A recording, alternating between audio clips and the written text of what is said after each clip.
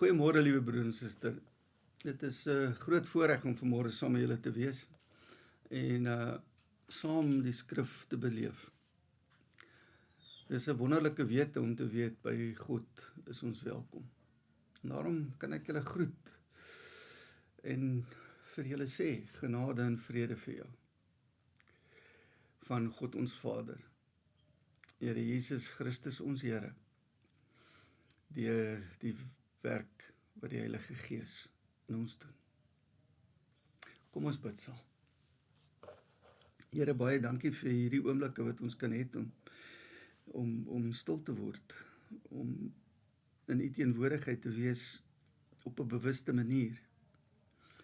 U weet dat ons weet dat U altyd teenwoordig is. Maar dankie vir hierdie oomblikke wat ons kan fokus op U teenwoordigheid.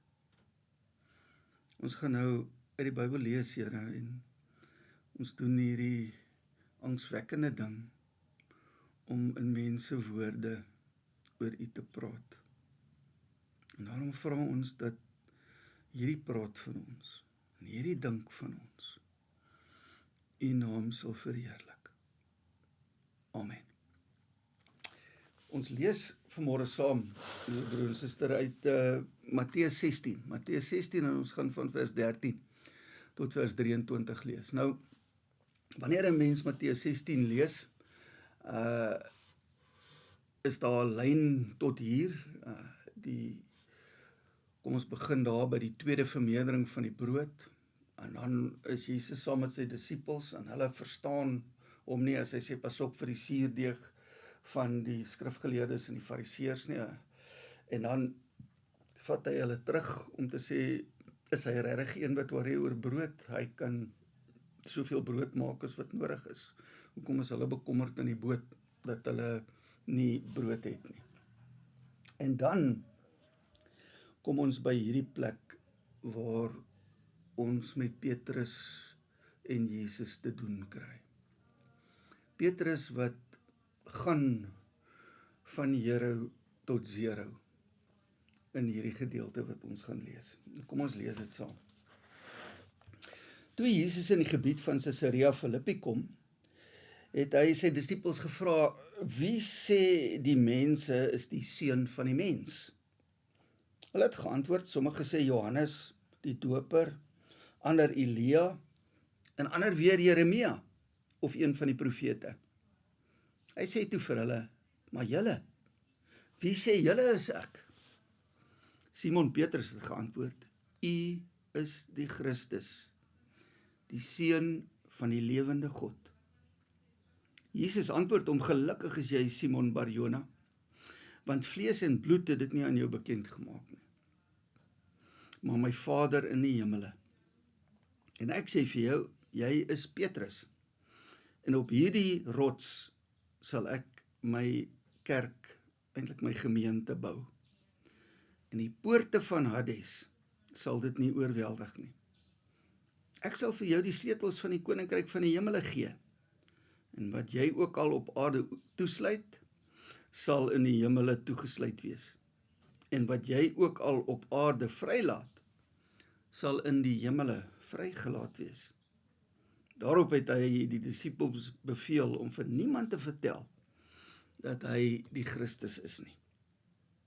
Van toe af het Jesus begin om aan sy disippels duidelik te maak dat hy na Jerusalem moet gaan en baie moet ly deur die familiehoofde, leierpriesters en skrifkenners en doodgemaak en op die derde dag opgewek moet word. Petrus het hom eenkant geneem en hom begin teregwys. Mag God dit verhoed, Here. Dit sal beslis nie met U gebeur nie. Maar Jesus het omgedraai en vir Petrus gesê, gaan weg agter my, Satan. Jy is vir my 'n struikelblok, want jy bedink nie die dinge van God nie, maar die dinge van mense. Ons het nogal die term, en ek gebruik nou maar die Engels, van hero tot zero. En ons almal het al daardie belewenis gehad nie, dat Die oomblik wanneer jy dink, "Jo, dit is nou goed en ek is nou op 'n goeie plek en kyk waar is ek nou?" Is die volgende ding dat jy die grond tref en dat al hierdie mooi en goed van jou totaal in skerwe spat. Ons het geweldig baie sulke anekdotes wat ons in ons eie lewe kan aandink. Miskien moet ons dalk dan nou maar vir vandag se doeleindes 0 tot 0 vertaal met van geseënde, of soos dit hier staan, baie gelukkige, na Satan. Hierdie twee goed, hoe gebeur dit, dat 'n baie gelukkige tot by 'n Satan kan kom in 'n klein bestek van tyd?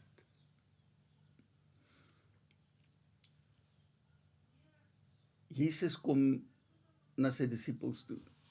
Hy vra vir hulle 'n baie belangrike vraag. Hy sê, "Wie sê die mense is die seun van die mens?" Nou, daardie term, die seun van die mens, moet ons vir onsself 'n bietjie uitmaak. In Aramees, wat Jesus gepraat het met sy disippels, dit was hulle spreektaal, is seun van die mens, hierdie woorde bar enash, wat eintlik beteken ek.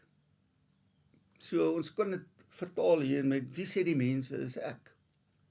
Maar wat nou gebeur toe hierdie term wat Jesus van homself gebruik, seun van die mens wat ek is, toe dit in Grieks vertaal word, huios to anthropo, toe verander dit 'n bietjie.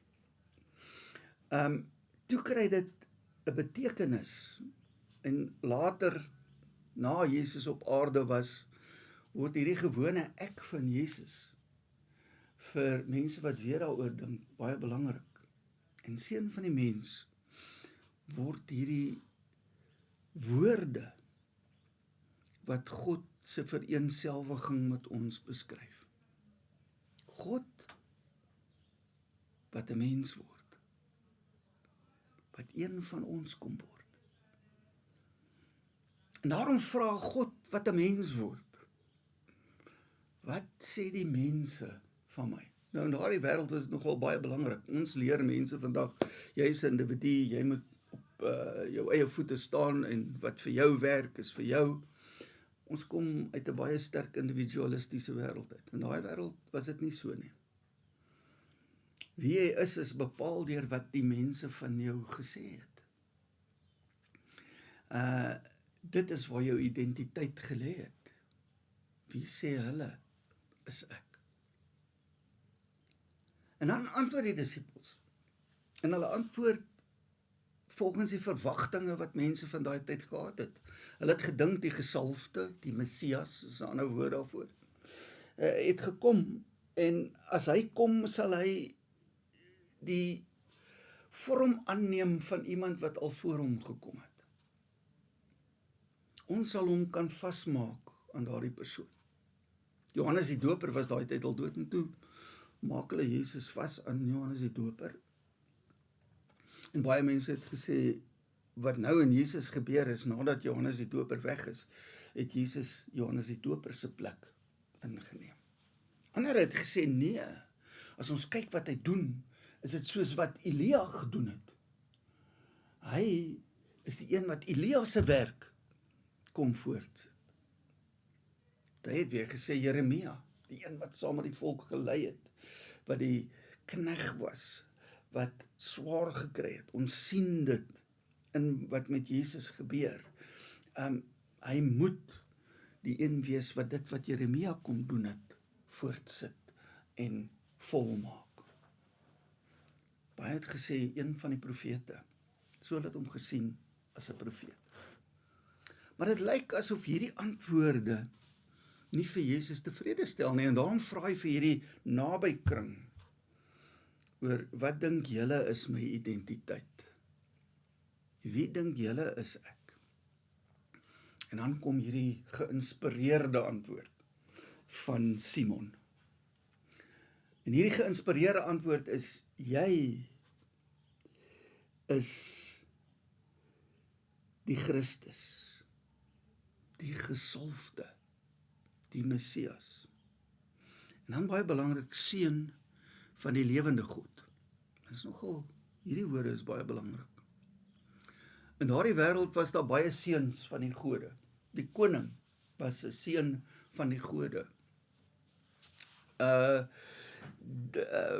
Mense wat 'n hoë posisie bereik, sou die seun van die gode genoem gewees het, en dit was 'n algemeen bekende terme.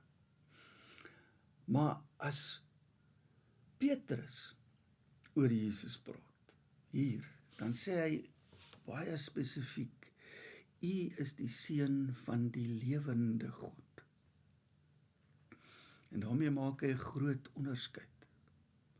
Daarmee word gesê, Jesus is nie maar net 'n seun van God nie. Hy is die seun van die enigste God, van die lewende God.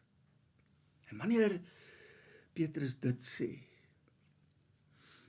dan is dit eintlik 'n mondvol. In daardie wêreld was 'n seun en 'n pa nie los te maak van mekaar nie. Ons dink baie maklik individualisties, dis hoekom goed soos die drie-eenheid en so vir ons verskriklik problematies is, want ons deel, 'n pa en sy seun is nie dieselfde nie. Met my werk het ek my kinders geleer, ek is die dominee, nie hulle nie. Julle hoef nie klein domineetjies te wees omdat ek die dominee is nie. Individualisties. In daardie wêreld was dit anders. 'n Seun, die oudste seun veral, of die enigste seun, was 'n verlengstuk van die pa gewees. En daarom, as Petrus hierdie inhoud gee, en Matteus het vir ons op hierdie manier neerskryf, dan wil hy sê, Jesus is die verlengstuk van God. Jesus is God, wat homself in ons wêreld inskep en 'n mens in hierdie wêreld word. En as Petrus dit sê, dan prys Jesus hom en sê vir hom, baie gelukkig is jy, Simon, seun van Jona. En dan verander sy naam. Voor in die evangelie word hy al Petrus genoem, maar dit is met terugkyk. En Jesus sê vir hom, jy is Petrus, en dan op hierdie rots. En as mens nou die Grieks lees, dan sê hy, jy is Petrus, en op hierdie Petrus sal ek my gemeente bou. Petrus, met dit wat jy sê, is jy die rots waarop die gemeente gebou word. En hierdie gebou staan so sterk dat die poorte van Hades dit nie sal oorweldig nie. Nou, baie mense vertaal Hades met hel, en dit is hoegenaamd nie wat Hades vir daai mense beteken het. Hades was die onderwêreld, waarna toe almal gegaan het. As jy dood gegaan het, het jy na Hades toe gegaan. Skaduwee wêreld, waar jy 'n skaduwee bestaan gevoer het in die onderwêreld. As jy dood gegaan het, het die ouens 2 muntstukke op jou oog gesit. En daai 2 muntstukke was nie net om jou ooglede plat te hou nie, dit was om te betaal vir Charon die bootman, wat jou oor die rivier Styx vat, in Hades in. 'n eenrigting kaartjie wat jy koop. Terugkom van daar af is nie moontlik nie.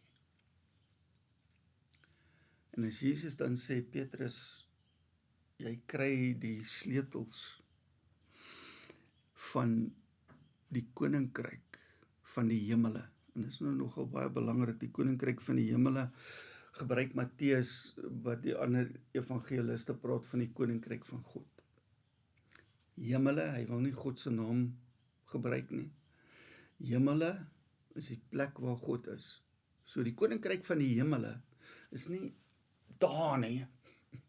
Dis die koninkryk van God. En hy sê, ek gee jou die sleutels. Mense gaan deel word van hierdie koninkryk. En dit is letterlik wat jy vasmaak, sal in die koninkryk, in die hemele, by God, vasgemaak wees. En wat jy losmaak, sal by God losgemaak wees. Jy het hierdie sleutels om dit te doen.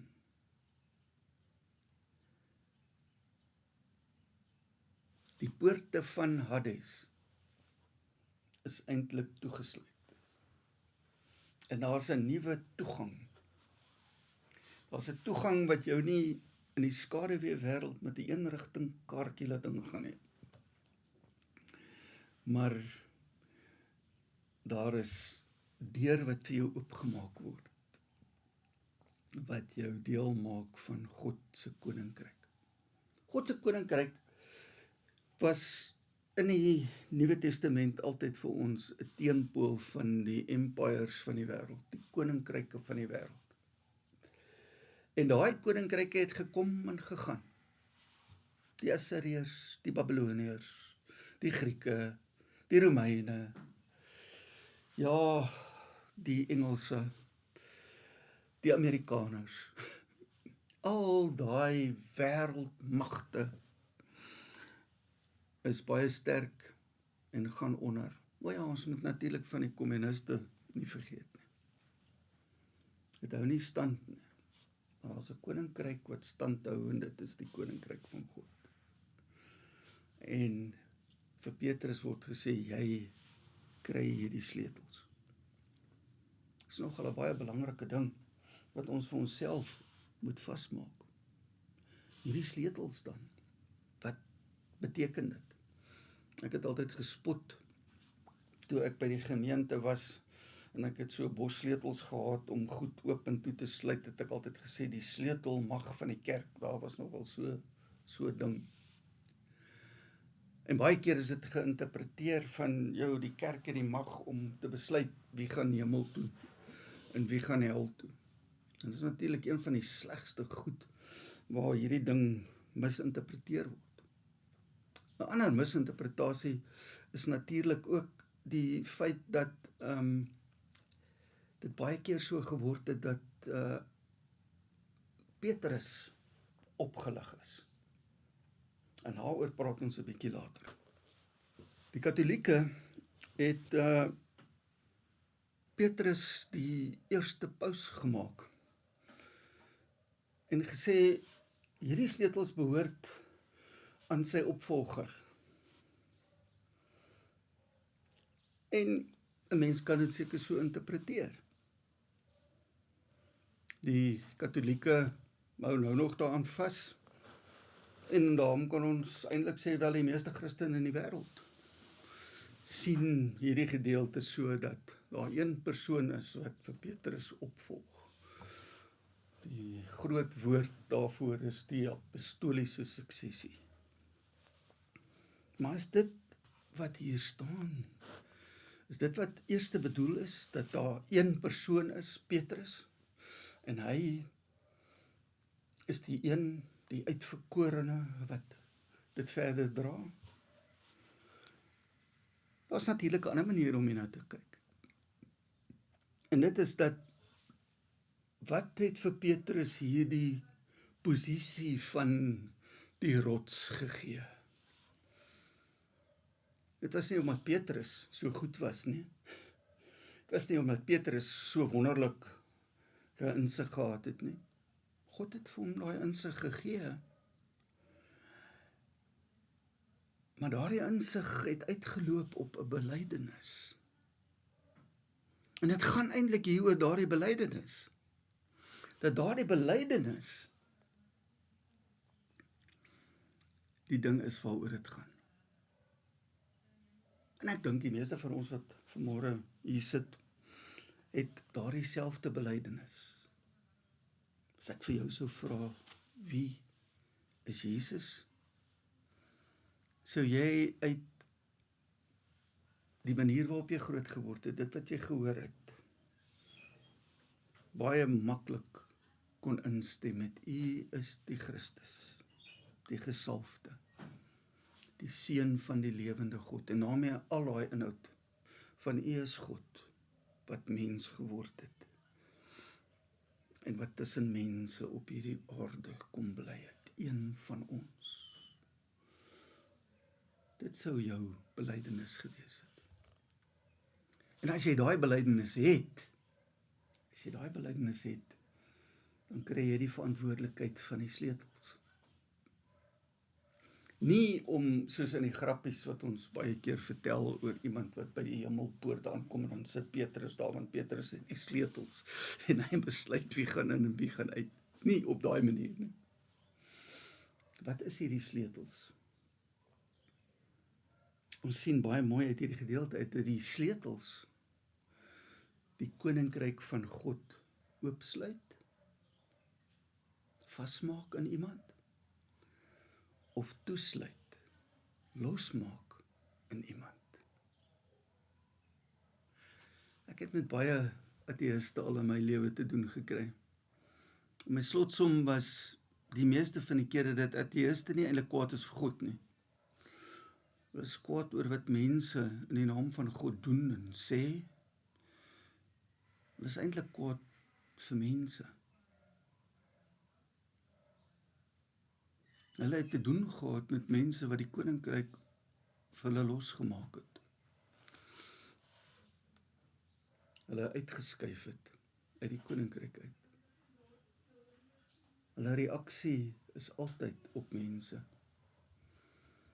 My professor, by wie ek 'n groot deel van my studies gedoen het, Prof Willem Foster, het eendag toe ek so te kere gaan oor wat mense sê. Maar ek sê, Kobus, moenie dink omdat mense onnosel goed van God sê, God onnosel is nie. Moenie omdat mense onnosel goed van God sê, dink dat God onnosel is nie. Want met al die onnosel goed wat ons aanvang, maak ons die koninkryk van God toe vir mense. En daarom moet ons, as ons hierdie belydenis het, besef wat die verantwoordelikheid daarvan is. Die verantwoordelikheid is dat ek moet besef, dit wat ek doen in die kerk, want hier gaan dit oor die kerk wat 'n instrument van die koninkryk is. Die kerk is nie die koninkryk nie. Maar wat ons as kerk doen, wat ons as mense van die kerk doen, wat ons as mense doen wat hierdie belydenis het, kan die koninkryk vir mense oopmaak, of kan dit toemaak. Dit is met ander woorde nie 'n besluit van, weet jy is nie goed genoeg nie, jy kan nie in nie. Dis 'n verantwoordelikheid van, is dit wat ons nou doen as kerk? Is dit wat ek nou doen as deel van die kerk, van mense wat hierdie belydenis het, besig om die koninkryk oop te maak, of besig om die koninkryk toe te maak? Geweldige ding. En na Jesus hierdie goed vir Petrus sê, dan sê hy vir die disippels, moet vir niemand dit vertel nie. Vreemde ding, dis eintlik 'n ding wat uit Markus uit oorkom in hierdie teks in. Hoekom moet die disippels dit nie in daai tyd vertel nie? En nou sien ons nou by die volgende gedeelte van hierdie teks. Hulle moet dit nie vertel nie, want in daai tyd kon mense dit nog nie verstaan nie. As die disippels gesê het, hy is die Christus, sou sommige sê, hier kom die koning wat ons nodig gehad het, wat die Romeine gaan wegjaag. Of hier kom die profeet, wat dit weer vir ons gaan moontlik maak, om die teenwoordigheid van God op 'n profetiese manier te beleef.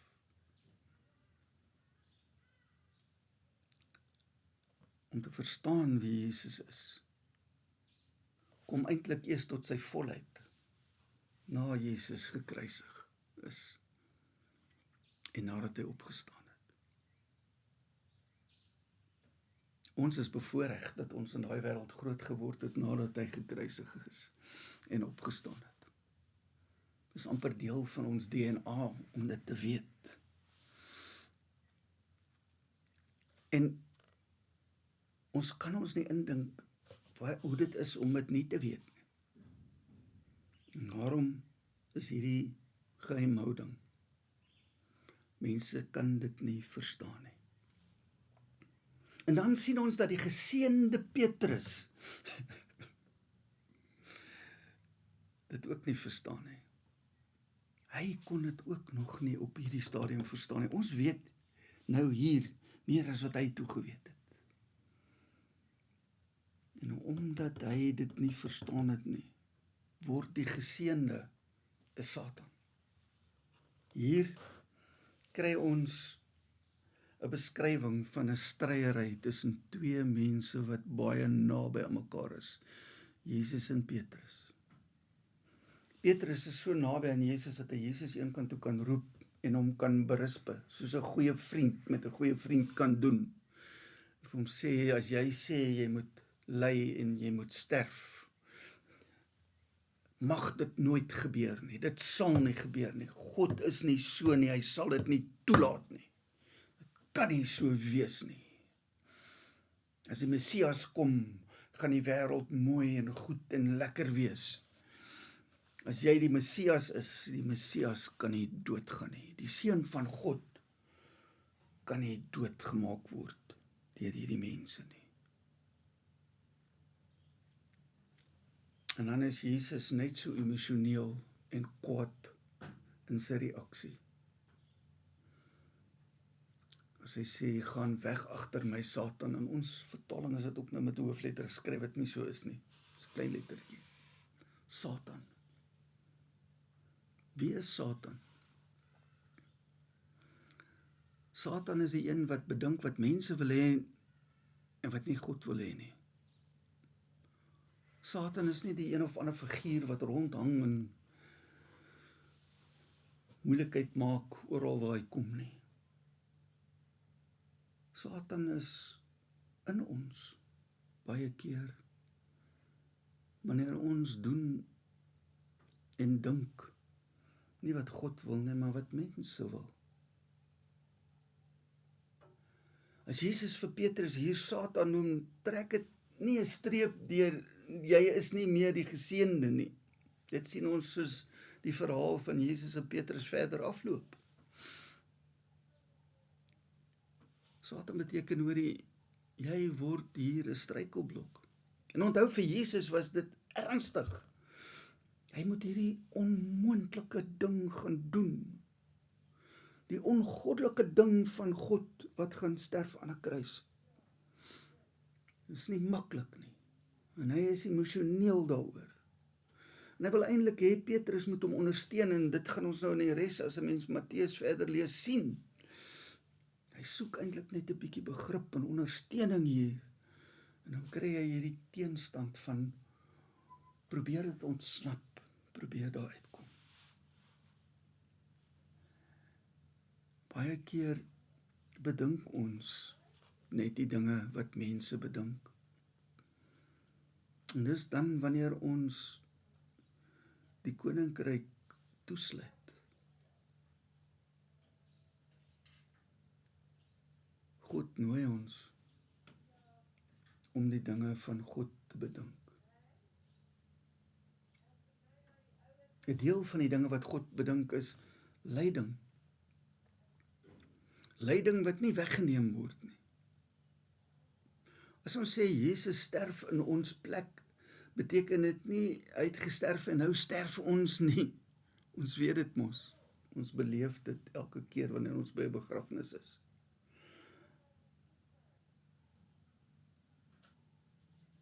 In Jesus se koninkryk is daar nie so ding dat lyding skielik weg is nie.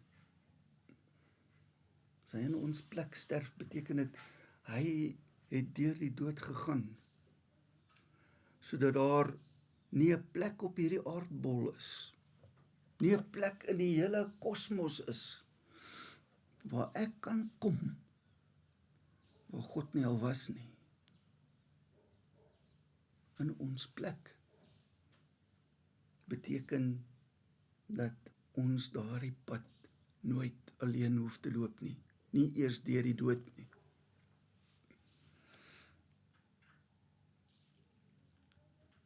Iets wat die koninkryk baie keer toemaak, is dat ons as Christene 'n prentjie skilder, wat te goed is vir woorde. Wat mense teleurstel, omdat dit nie met hulle altyd goed gaan nie.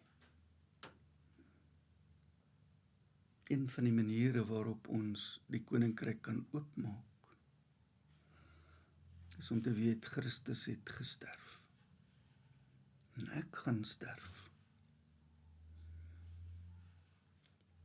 Maar Christus het opgestaan. En ek gaan opstaan. Dit vat nie die lyding weg nie, maar dit sit dit in 'n ander perspektief. Ons is geseëndes.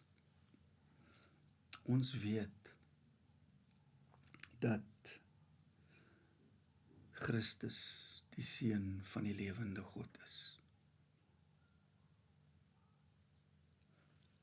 Ons kan ook Satans wees, wat 'n struikelblok plaas in die pad van die koninkryk. Kom ons wees bedag oor waarmee ons besig is as kerk en as individue met hierdie belydenis. Maak ons oop of maak ons toe? Amen. Ons bid saam. Here, waaroor ons nou gepraat het, is aan die een kant eintlik te groot vir mense se woorde.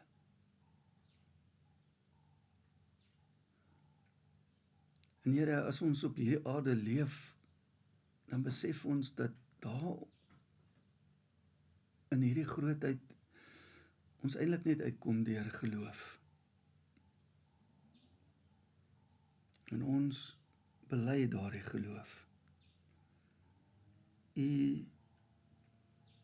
is die Christus, die Seun van die lewende God. En met hierdie belydenis, Here, dan kyk ons na die wêreld rondom ons. Ons kyk na ons eie land wat in 'n gemors is. Ons kyk in die hele wêreld waar 'n klomp staande dinge besig is om te wankel en die natuur besig is om te verander. En ons moet regmaak vir 'n groot droogte wat aan die kom is. En die olie word vasgekeer op 'n plek. En mense maak teen mekaar oorlog. En mense ly. En daar word xenofobies in ons land opgetree teenoor 'n klomp ander mense.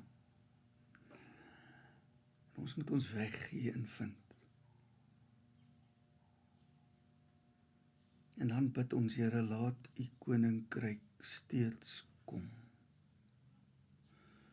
Laat u wil op die aarde geskied, net soos u wil by u self geskied. En Here, laat ons nie in die versoeking kom om teen u koninkryk te dink nie. Maar verlos ons daarvan, dat ons ook soms Satans is. Want Here, ons bely aan u behoort die koninkryk, en die krag en die heerlikheid, tot in ewigheid. Amen.